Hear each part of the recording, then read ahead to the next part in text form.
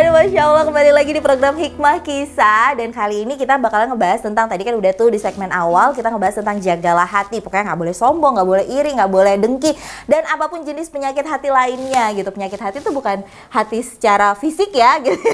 Tapi bukan di organ hati gitu, maksudnya di dalam kolbunya kita. Tunggu, aku mau nanya, terawih gimana, terawih lancar? Lancar. Puasa? Gak bolong kan? Bolong, gak tahu. Jangan dong, tadi Nasita bisikin aku haus katanya.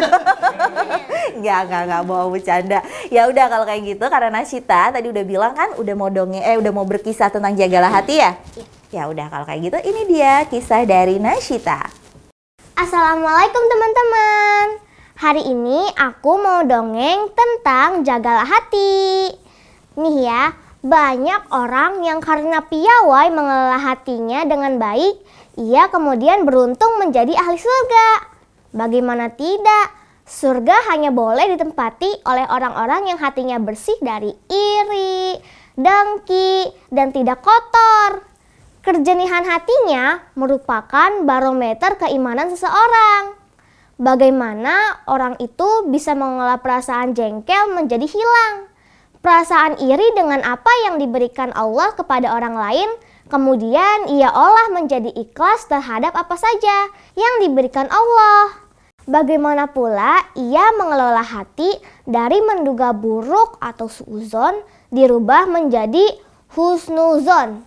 Hal tersebut bukan merupakan pekerjaan yang mudah.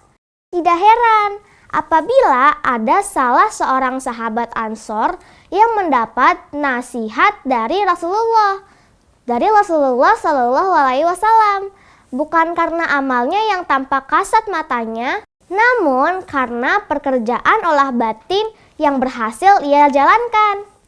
Anas bin Malik, salah satu sahabat Rasulullah yang juga pernah menjadi pembantunya, mengisahkan, kami sedang duduk bersama Rasulullah Shallallahu Alaihi Wasallam. Ia bersabda, sebentar lagi akan muncul di hadapan kalian seorang penduduk surga. Baru saja Rasulullah diam dari sabdanya, tampak seorang sahabat Ansor datang. Jenggotnya masih basah, terkena bekas air wudhu. Terlihat tangan kirinya sedang menenteng kedua sandal yang ia punya.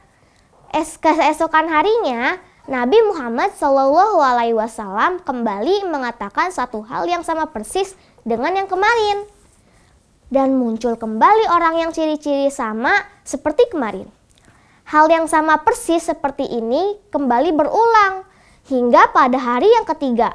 Pada hari yang ketiga tersebut, usai Rasulullah SAW berdiri meninggalkan majelis, salah seorang sahabat, Abdullah bin Amr bin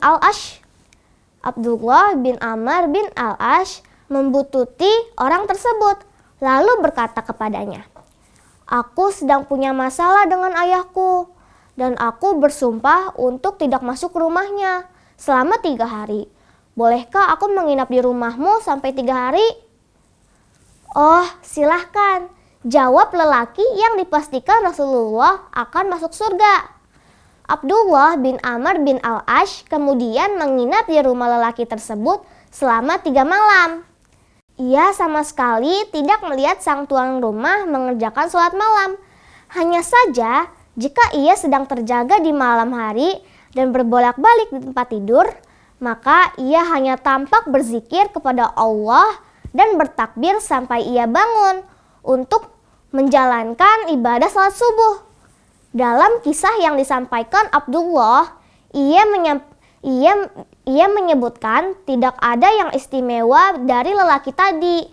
Hanya saja aku tidak pernah mendengarnya mengatakan apapun kecuali dengan ucapan yang baik. Dan saat berlalu 3 hari, kenang Abdullah, hampir saja aku meremehkan kegiatan yang dilakukan seorang Ansor tadi. Maka aku pun terus terang berkata kepadanya, wahai hamba Allah, sesungguhnya antara aku dan ayahku tidak ada masalah, apalagi hingga boikot tidak sama sekali.